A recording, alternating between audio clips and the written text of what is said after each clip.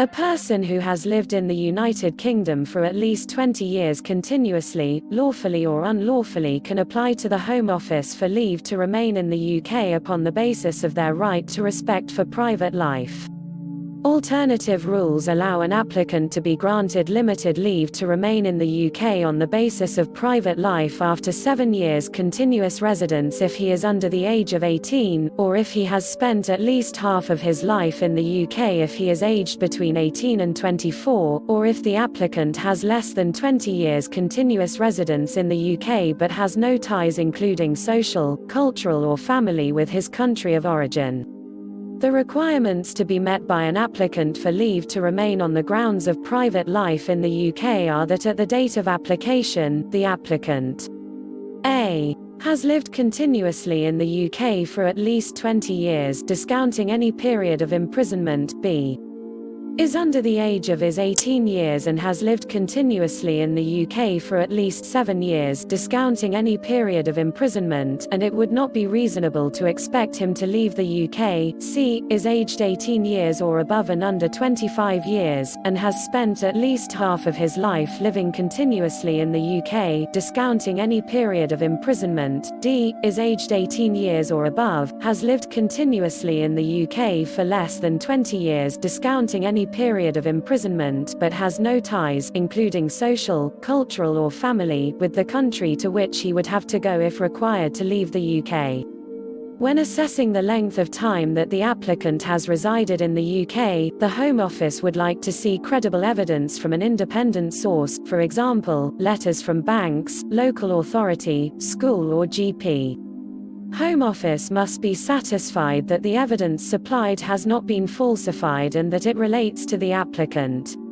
In order for Home Office to be satisfied that the applicant's residence in the UK was continuous, they would want to see evidence to cover every 12 months period of the length of continuous residence and travel documents to cover the entire period, unless Home Office is satisfied on the basis of a credible explanation provided as to why the required evidence has not been submitted. In assessing whether the applicant has no ties abroad, Home Office would consider social, cultural or family ties and the entirety of the applicant's background. Some of the factors that the Home Office will consider include, but not limited to, the following. A. Language. Does the applicant speak an official language in his country of origin or language that is commonly understood in parts of that country? B. Cultural background. Is there any evidence of the applicant's exposure to and level of understanding of cultural norms in the country of origin? C. Length of time spent in the country of origin. If the applicant has spent a considerable period living in the country of origin, it will be difficult for him to demonstrate that he has no ties with that country. D. Family, friends and social network. An applicant who has extended family in his country of origin should be able to turn to them for support to help him to integrate into society on return. These need not be close blood relatives if the applicant has friends and other contacts to whom he could turn for support. If the requirements are not met, Home Office would determine whether removal of the applicant from the UK would have such severe consequences for the individual that refusal of the application and his removal from the UK would not be proportionate given the nature of his private life. When Home Office is deciding whether the case is exceptional, they would consider all the relevant factors, such as a. Circumstances surrounding the applicant's entry to the UK and the proportion of the time he has been in the UK legally as opposed to illegally.